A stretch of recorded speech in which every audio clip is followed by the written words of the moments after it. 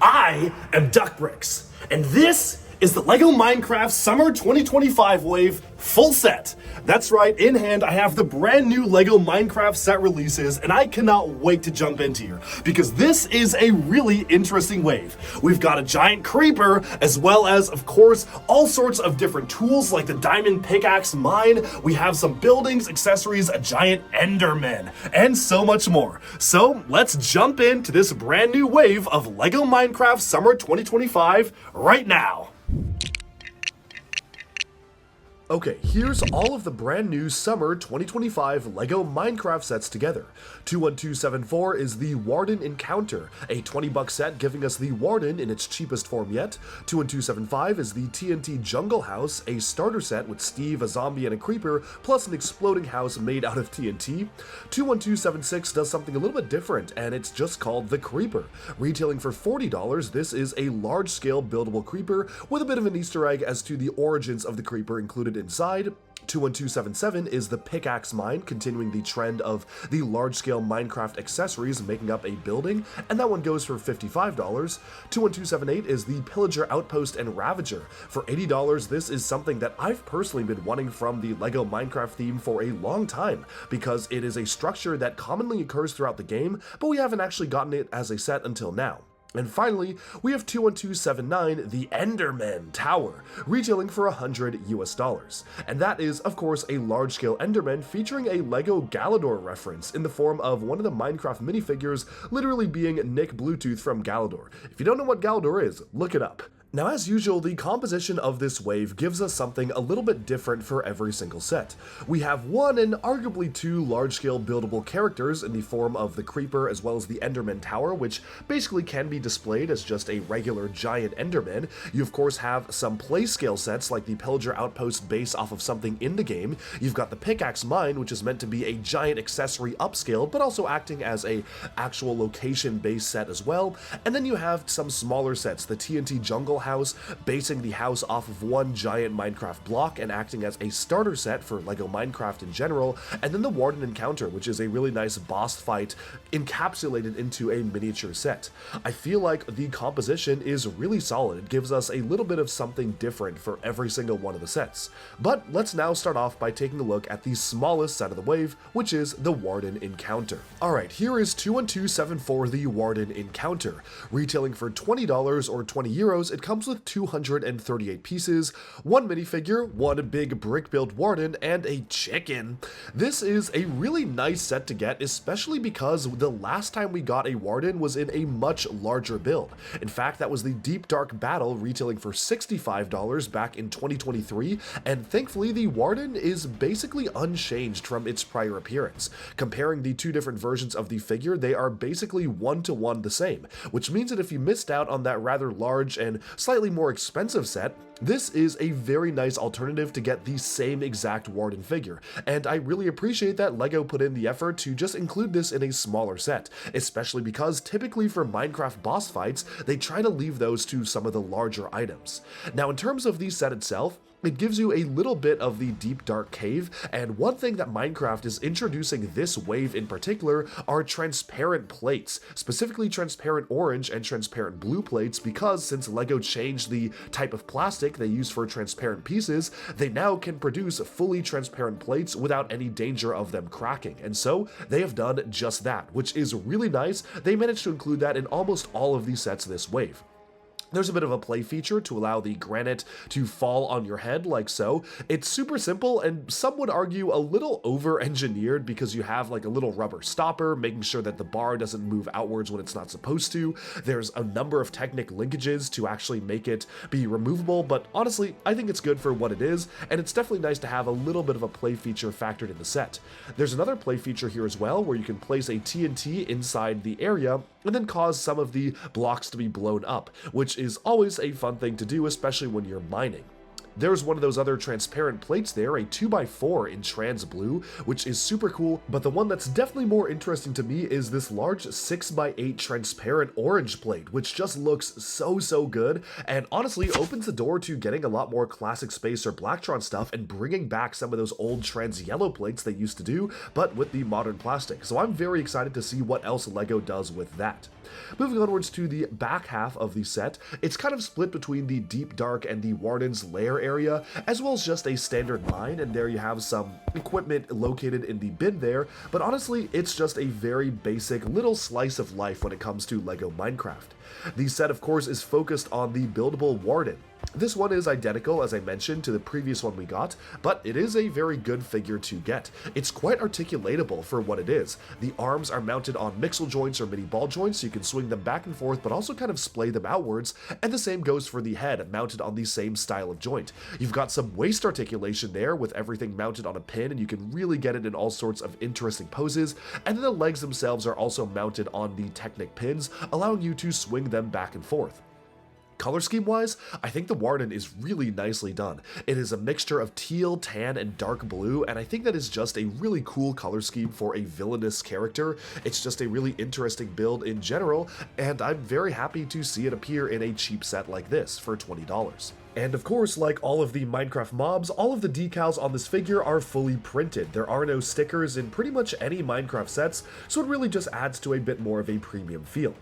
The minifigure included in the set is marketed as the Silent Ranger, and I actually really like this skin. It's a mix of sand green, dark green, and reddish brown, wielding an enchanted crossbow, and also containing a chicken egg, because of course chickens are related to the Warden in-game.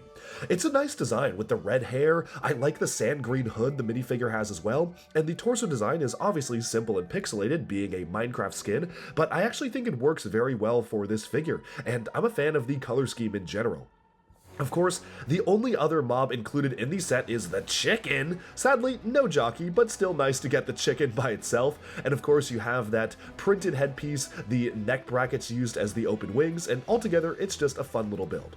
For $20, this is actually one of my favorite Minecraft sets this year. A lot of folks have been wanting the Warden in a cheap set, and you got it. 238 pieces provides pretty good value for this build, and in general, for the most part, Minecraft sets do tend to be decent value, so I'm pretty happy with this one, but let's move on to the next set. This is 21275, the TNT Jungle House. It retails for $30 or €30 and comes with 287 pieces. The set contains 3 minifigures, Steve, a zombie, and a creeper, as well as 1 extra mob in the form of a light blue parrot. It also introduces 2 of those brand new 6x8 transparent blue tiles, new for this year because once again LEGO was able to change the type of plastic they use for transparent pieces, which now allows them to do really cool stuff like this. This to me feels like a very basic standard Minecraft starter set. It literally just has the vanilla version of Steve, it has a zombie and a creeper, 2 very common enemies, and the only slightly exotic mob is the parrot. But of course, since it is the TNT Jungle House, they had to have a mob that ties it into the jungle. For me, I'm actually pretty happy that LEGO still does include the standard version of Steve in Minecraft sets. It's really fun to get new skins and to get new mobs and all that, but sometimes it's good to just have a starter set like this, and I'm glad that LEGO decided to do that. That being said, this is definitely not one of the most aesthetically appealing Minecraft sets to me. I think the color scheme of the TNT house is a little bit of an eyesore, the white and red, and yes, I understand that is the color scheme of the TNT bricks in Minecraft, and it was pretty inevitable that LEGO would make a TNT house style of build, but instead of going for an upscaled TNT block, which I think would have actually been pretty cool, maybe do some brick-built lettering with TNT, they instead decided to make the house just literally made out of TNT blocks, which just doesn't really make that much sense to me as an in-game build and results in a pretty egregious color scheme. It just doesn't really look good in the natural environment, in my opinion. That being said, of course, there is a play feature of the set to allow it to explode. Pushing down on the lever in the back allows the 2 side walls as well as the roof to explode. Unfortunately, no exploding action for the front wall there, so I definitely feel like they could have gone a little bit further with this. If you're making a TNT house, I want to see the entire thing blow up. Like, all the walls, it'd be cool to even have like the individual walls break up on their own, but instead they decided to have it just split up into 3 different pieces, which I guess is a little bit better for stability, but if I'm getting a TNT house, I kind of want to see like everything about the set exploding. Maybe blow up the tree while you're at it, or some of the actual terrain around the build. As it is, I feel like this only goes kind of halfway when having a full exploding feature. And honestly, especially since the set isn't necessarily anything nice to look at, I would have appreciated having just maybe a little bit more playability in the set, although I do understand they were doing the best they could with relatively limited space. Of course, you have flint and steel on top of the house as well, plus an opening tan birch door there, which you can see just swings on open thanks to the clips, but otherwise it is a very basic setup. You've got some sort of a jungle tree on the side, just a really small one, a torch on the front of it, and then a place to contain some of the ores which you can use for the boat, which take the form of shovels. Once again, it is really cool to get those transparent blue plates. I just love seeing new pieces in transparent colors, and those are a surprise to be sure for this year, but a welcome one. The minifig selection is about as basic as you can get, but that is actually a good thing for a starter set like this. They actually updated the Steve minifigures recently to give him slightly darker skin tones, which I do appreciate, but otherwise he is pretty much unchanged. Same with the Creeper and Zombie, 2 very basic Minecraft mobs that appear in the set. The cool thing to get is the Parrot. We did just get the Parrot house earlier this year, but I do love the way the parrots are built, so that's a nice inclusion. Altogether, for $30, I'm going to be honest, this is one set that I feel costs a little bit too much for what you get. On paper, $30 for 287 pieces is pretty decent, but after having fully built it, it definitely feels to me like this set could have been $25 or maybe even like $22. I don't think it's fair to ask for $20, but something in between that $20 to $25 range feels a lot more fair than $30 for this set to me. So, altogether, if you want a good Minecraft starter set that gives you an interesting play feature, but of course starts you off with a standard Steve, Zombie, and Creeper, this might be the set for you, but otherwise, I would say Minecraft fans have a lot more interesting things to look forward to this wave.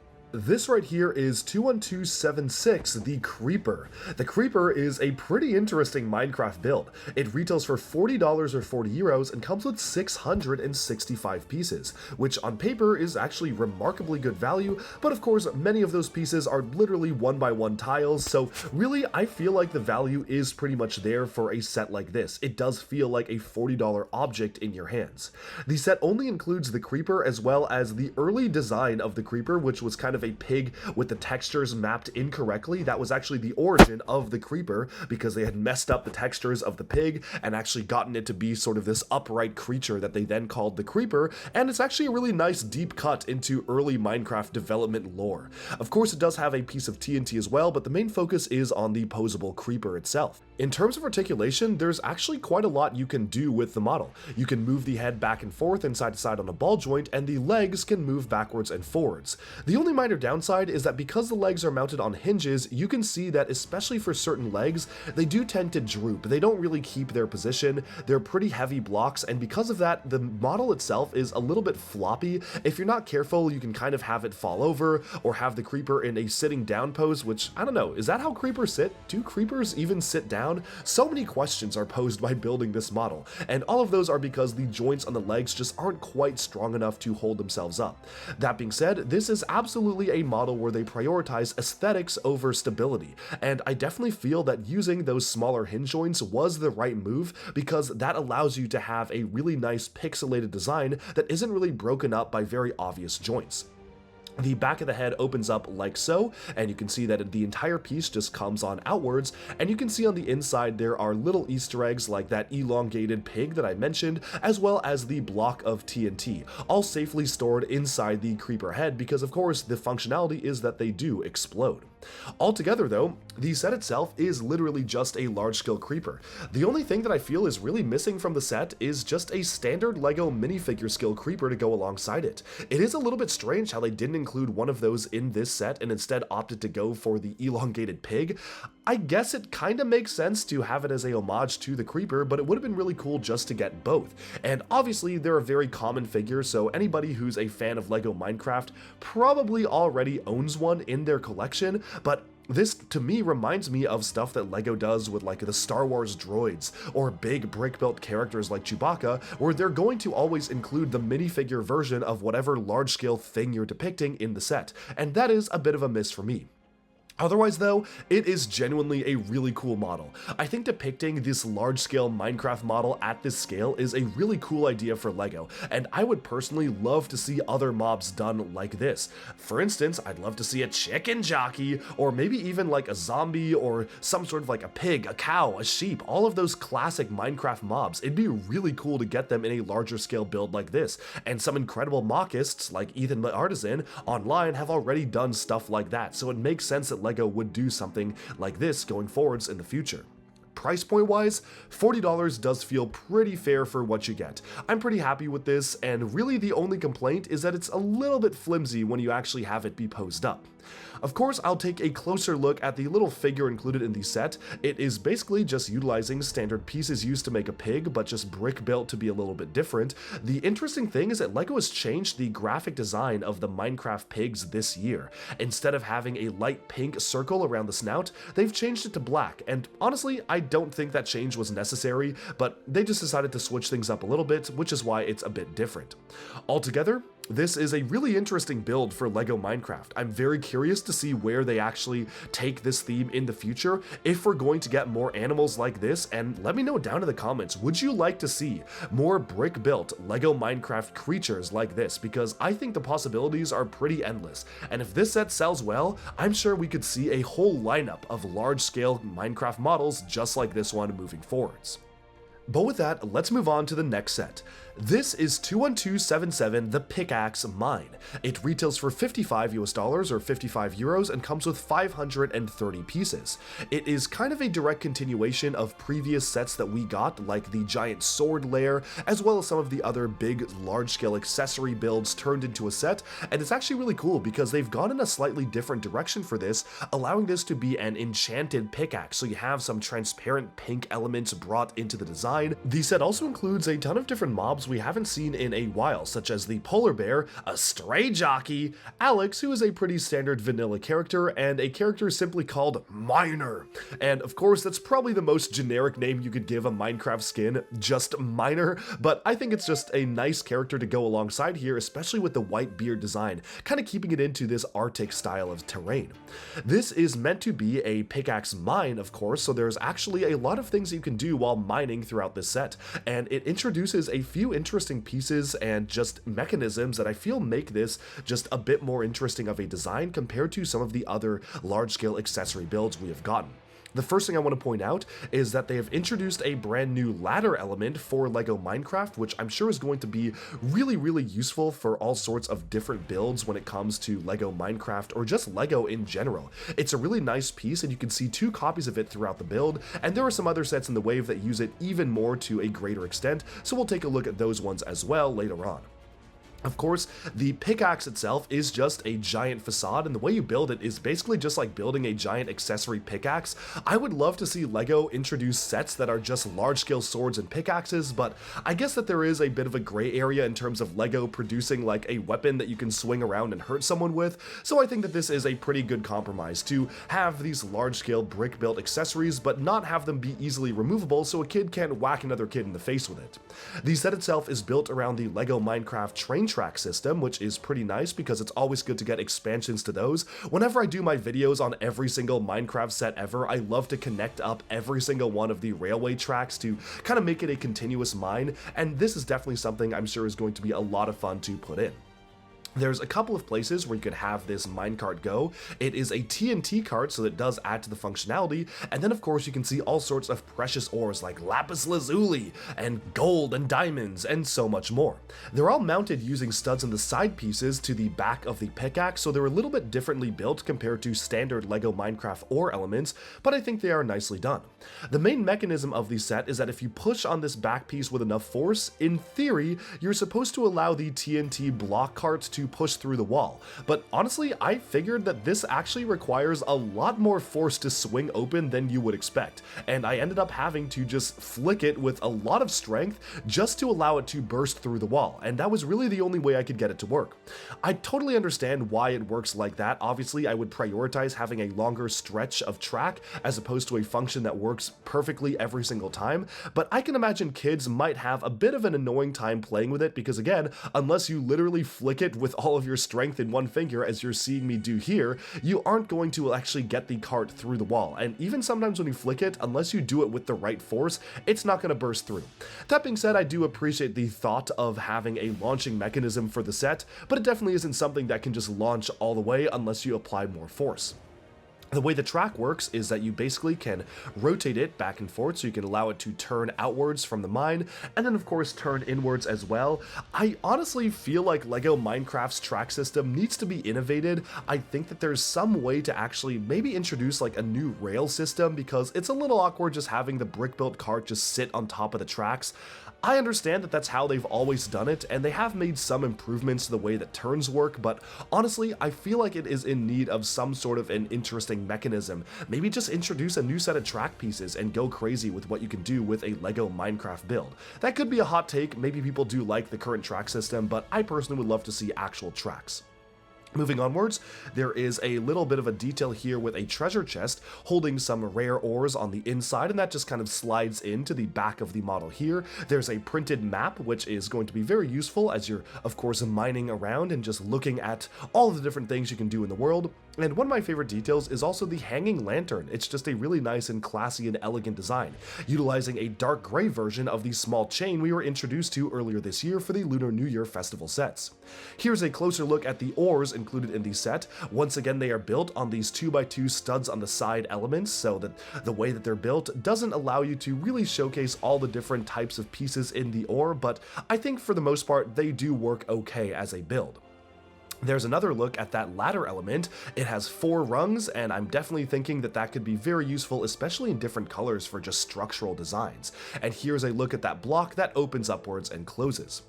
Altogether, for $55 US, this is skewing on the more expensive side for a build like this. It does come with 530 pieces, but I will say a lot of those pieces are pretty small for what they are. And I think that even $50 would have been a lot nicer for a set like this.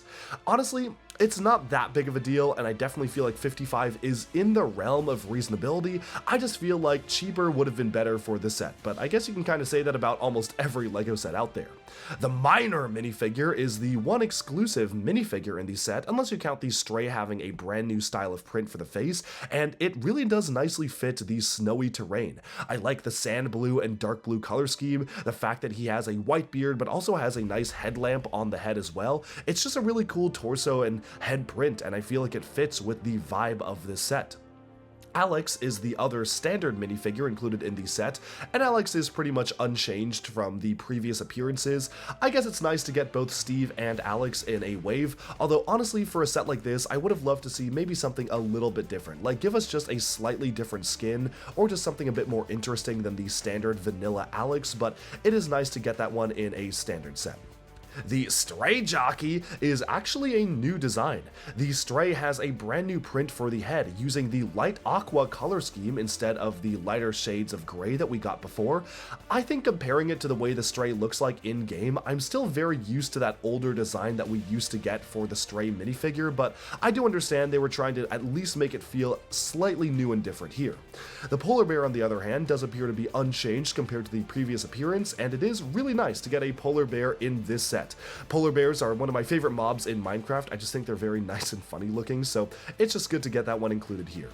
So with all said and done, I feel like the value is almost there for this set, but it definitely should have been even just $5 cheaper. Maybe if they included another minifigure or had it be a bit more substantial, I would change my mind, but as it is, those are my thoughts on the Pickaxe Mine.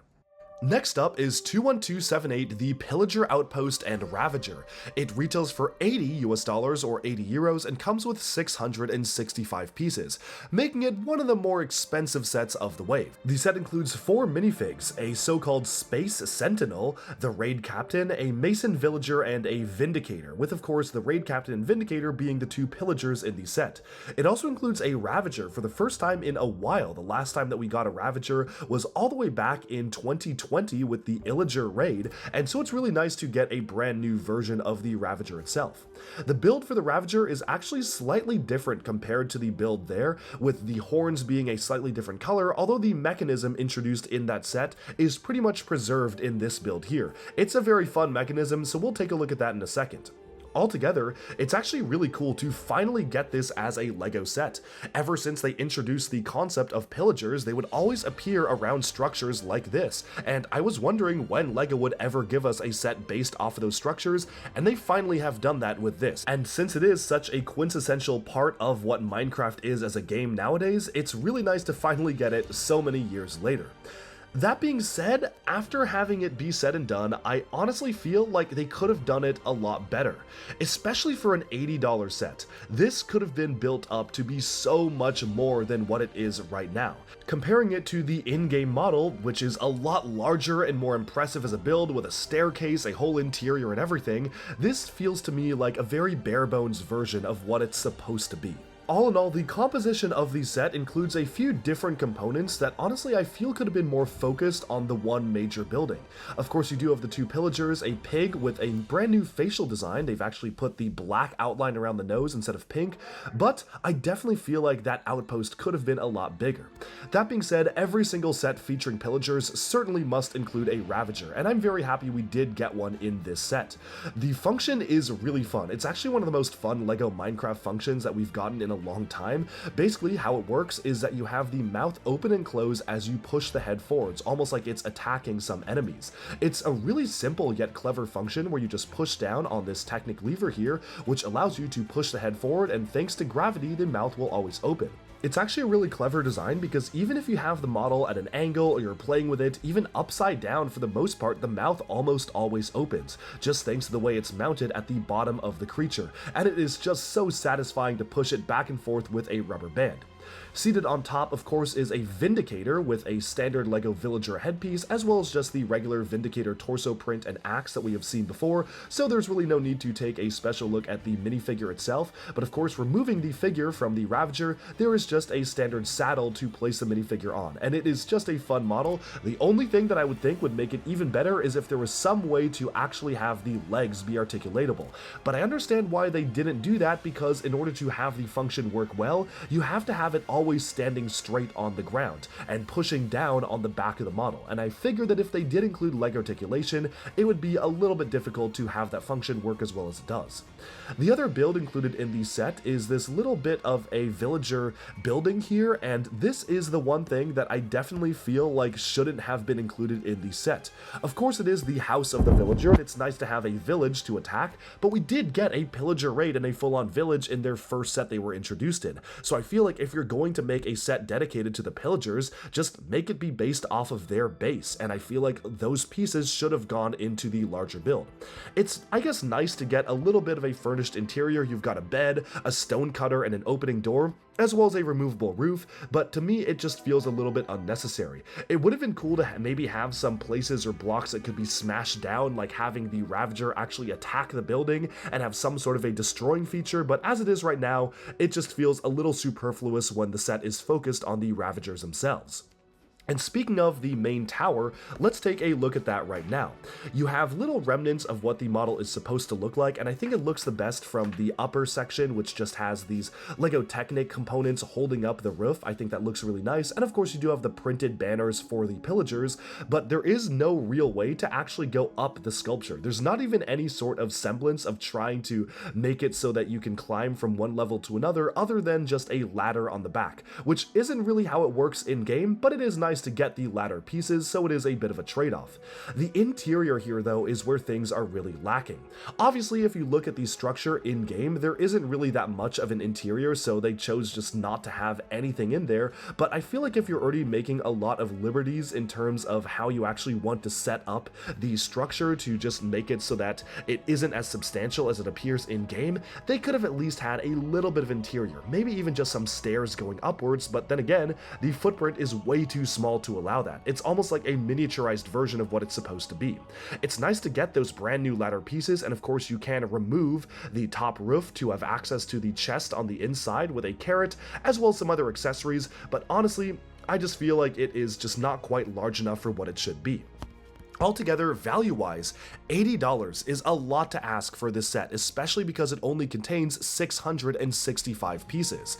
It is a decent representation of what it's supposed to be, but personally, I would have preferred to see something a lot more large and substantial for the price you pay.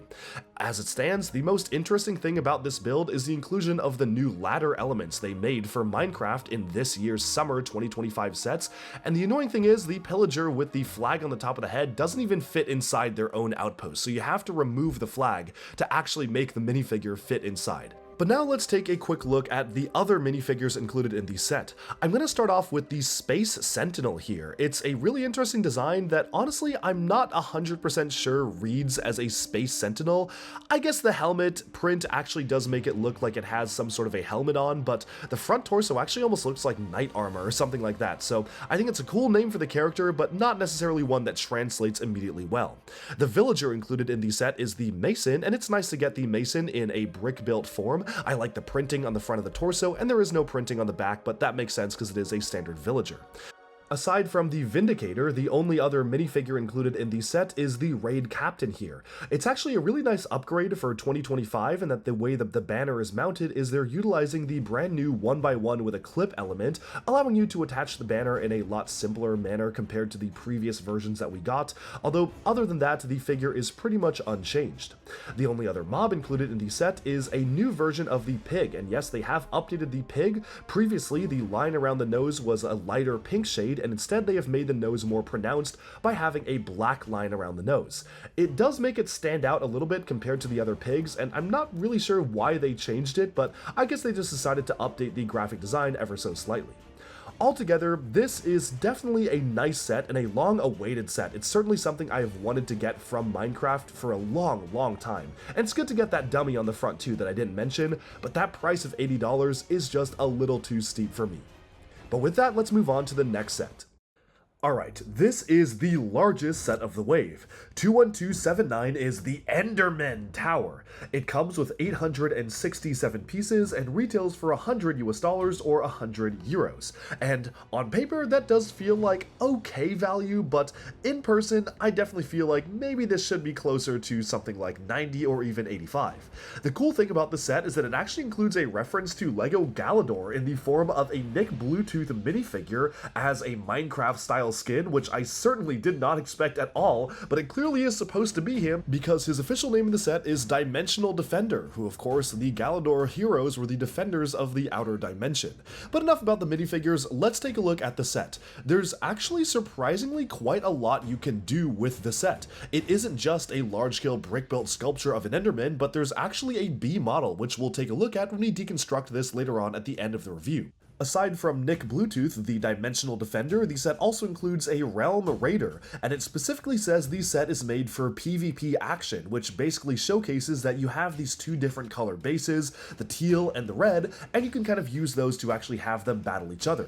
In addition, there are 2 Endermen and 2 Endermites included in the set as well, which is pretty fitting because each of them is supposed to kind of represent one of the different sides.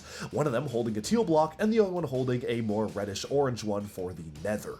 Now, taking a look at the main sculpture itself, this is honestly a little bit mixed in my opinion, and I actually kind of prefer the B model a bit more, but let's zoom into the A model first. There's a small side build here, which clearly is just meant to be extra pieces for that B model, where you can see that all of these different modules are supposed to be attaching up to the larger structure, there's a nice design with a really nice 6x8 transparent orange plate there. This year they are introducing the plates in transparent colors because they recently introduced a brand new type of plastic for their transparent pieces, and I'm really happy they are able to include not just one but 2 copies of that in this set, as well as many others. Moving over to the main structure of the Enderman itself though, it obviously has some vines going over it, there are some teal trees as well, and overall, it honestly is just, well, very much an Enderman. It's kind of just a big rectangle, and that means it's not a very interesting build. You basically just put together different structures, and they can bend back and forth. The model tends to sway a little bit, and you might think it's in danger of falling, but it actually is pretty stable on its own. It only sways because everything is held up and connected by just a couple of axles, and because of that, when you actually have it moving, it does tend to actually have a little bit of wobble introduced in. The thing that honestly throws me off a little bit about this model is the fact that there's some pretty awkward exposed Technic pieces just built into the front of the model. It really is very baffling to me as to why those are exposed. They could have easily covered them up with some sort of tiles, but they're very obvious on the front with the holes in the axles, and they also are present on the sides of the arms, where you can see the exposed light gray pins there. And it's just little things like that that detract a little bit from the standard appearance. It's especially strange because they actually include 4 extra pieces just so you can display this as a standard Enderman. Basically, you can go ahead and remove the vines going on the sides of the arms here, and then of course remove the top components as well, and just place these 2x6 tiles to actually allow it to be a very smooth surface for the design of the Enderman itself. But let's just zoom into the back of the model and take a look at the interior of the set. This set does introduce some of the new ladder pieces that they are coming out with for Minecraft Summer 2025. Always good to get a brand new Lego piece, and these are really useful. There's like 4 different bar connection points on them, and I certainly can expect them to be really useful in all sorts of different colors when it comes to taking a look at other Lego models, but I do also like how you have different colors of the model here. One of them is utilizing some fence and teal, and the other one is using some of the darker red shades. We have an enchanting table on the inside here, which is really cool. It's been a while since we've gotten an enchanting table in a Lego Minecraft set, and I'm really happy they included it in this set because those are fully printed components. You also have a bit of a nether portal on the back of the head, which was a surprise to me, but there are some stairs leading up to transparent purple window panes, which suggests that this is a nether portal to actually go ahead and enter the nether, and there are some appropriate soul torches to really set the mood. Altogether, the interior is, I guess, fairly adequate for what I would expect out of a giant sculpture of an Enderman, which doesn't really have that much interior space to play around with. Would I have loved to see a little bit more, maybe something like a respawn anchor since this is set in the nether? Definitely, but it is nice to get so many copies of that new ladder piece, and of course having even just a little bit of interior is nice, especially that enchanting table is a very nice touch. But that's not all. Because as I mentioned, this has a B model as well, and it actually doesn't really involve any disassembly of major components. What you do is that you build this set in modules, and then you go ahead and separate out all of the individual modules. So the railings on the shoulders, the vines on the sides of the arms, and of course then separating out the entire Enderman.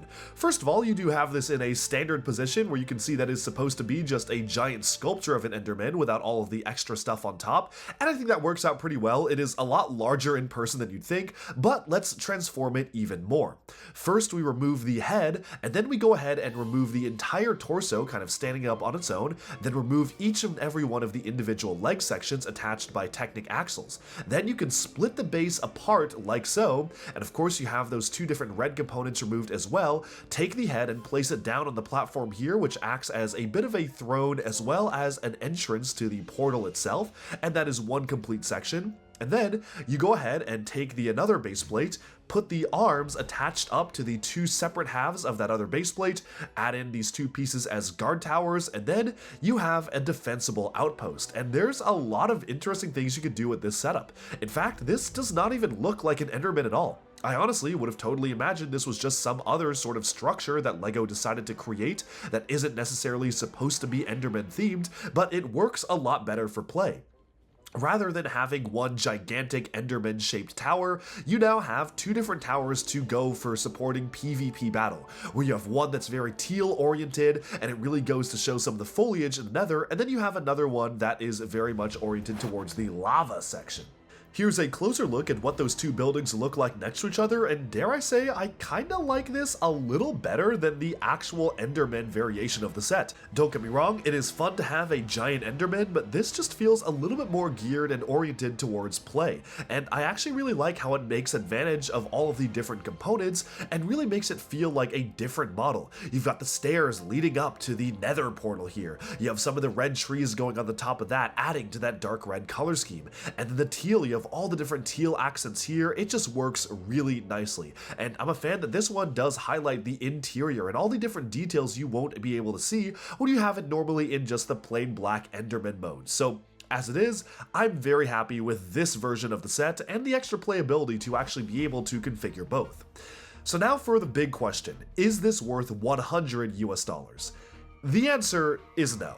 It is a build that honestly doesn't look that good when it's in Enderman form. At best, it's a little bit of a boring rectangle, and they did try to switch it up a little bit by having in, of course, the red vines creeping around and the teal going into the nether, but honestly, most of the build is just large black bricks, and it just doesn't really look that visually interesting compared to a lot of other LEGO Minecraft sets.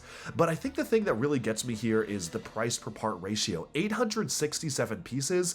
Even, I know, a lot of those pieces are a little bit larger and price per part ratio isn't everything, but it really feels like this should have been $80 at most. I don't really get $100 worth of value out of this, but that's just my opinion. If you do, all the more power to you. Now let's take a closer look at the minifigs. The standout minifig here for me personally is the Dimensional Defender, who obviously is meant to be Nick Bluetooth. We've been asking for a Nick Bluetooth minifigure for years, and they actually pulled it off in a way that not a lot of us were expecting. While I still would love to see a standard version of the character, maybe as a collectible minifigure or something like that, or heck, throw him in Ninjago, this is a really nice touch to actually allow you to reference an older LEGO theme that honestly didn't perform that well, but is somewhat fondly remembered by certain circles and is basically kind of an icon of LEGO at this point. So I'm really happy to get him in Minecraft form. He does have that glitch effect on his arm where one of them is gunmetal gray. Of course, he has that harness on the front of the torso as well, and he even has that angry expression that you would see Nick Bluetooth kind of charging into action. So altogether, I'm a big fan of this figure, and he definitely is the highlight minifigure of the entire Minecraft wave for me. But obviously, I'm biased because I'm the Bionicle guy. I love construction, I love buildable action figures for LEGO, so this is totally up my alley. The other standard minifig included is the Realm Raider, and while he does have a purple color scheme, unfortunately this is not meant to be Gorm, the main villain from Galador, who Nick Bluetooth often faced off against. Instead, he is just another purple-themed villain. At least as far as I can tell, he's not supposed to reference that character. But it is still kinda cool to get Nick Bluetooth facing off against someone clad in purple armor. I think that just totally makes sense, and the design of the figure is pretty nicely done as well. Enchanted crossbow, ender pearl, and of course you have that armor with some of the yellow detailing coming in, which I think just adds a lot of color and detail to the minifig itself. Altogether, there are two Endermen included as well, one of which is kind of on the teal side and the other one is on the red side, and I do like how they really tried to theme this up to really focus on PvP and just giving you different options when it comes to playing with the characters. Finally, 2 copies of the Endermites are also included, and they're super simple builds. They're literally just 4 pieces, but I think they're pretty cute for what they are. All in all, this is another one of those large-scale animal or mob builds, and I definitely feel like some of the other creatures were just a bit more interesting than this one. An Enderman, by its nature, is literally just a big black rectangle, so there wasn't that much they could have even done with the design of this, but I still feel like there's a few things that could have been cleaned up. The very obvious exposed Technic circles and axles on the torso, the exposed Technic on the side of the arms, I just feel like those are very little minor things that they easily could have just cleaned up to make it feel very smooth. But the fact that this does have a B model is really nice. I'm a fan of that, and I'm especially a fan that they really try to focus on PvP in the set and trying to have a thing to play with on top of just being a fun display. If you love the Enderman, this is the set for you, but otherwise I would say wait for a sale or maybe get one of the other mob houses. And with that, we have summed up our look at the entirety of the LEGO Minecraft Summer 2025 wave. It's a pretty quintessential wave. There's a large-scale buildable figure, there's a big structure based off of a mob, but also with some interior play detailing, there's a structure that is ripped directly from a procedurally generated model in the games, there's a large-scale accessory build, which we saw previously with the sword, and then there are two starter sets, one with a boss fight, which is the smallest set in the Deep Dark, and then one being the TNT house. And honestly, this is pretty much everything I would ask for a Minecraft wave. There's stuff that you literally see in the games, there's large-scale representations of some of the mobs and characters, there are big accessories, big figures, but there's also just stuff LEGO just made up as a starter set. And altogether, that's what I love about the Minecraft theme. Everything is somewhat modular with each other, you can continue to expand them more and more and more and create a massive Minecraft world, as I've done multiple times on this channel before, and I'm just really excited to see what LEGO Minecraft does in the future and just the future sets we're going to get from the theme, which is quickly becoming an evergreen LEGO theme. It's been running since 2014 in minifigure form, and that is genuinely really impressive to me. We're already past the 10th anniversary of LEGO Minecraft. They unfortunately didn't really do anything special for it, but we're gonna have to wait and see if LEGO will do something going forwards, because it's clearly become a big staple for LEGO, and the theme is doing well enough to necessitate so many more sets to be created every year. That's all just for my thoughts. Some of the sets were nicely priced in this wave, and other ones were a little too expensive for what you're getting, but altogether I would say this wave does feel fairly okay for what you get. That's all. Thank you so much for tuning in, and be sure to like and subscribe for even more LEGO news, reviews, discussion, and analyses coming your way very soon, and bye for now.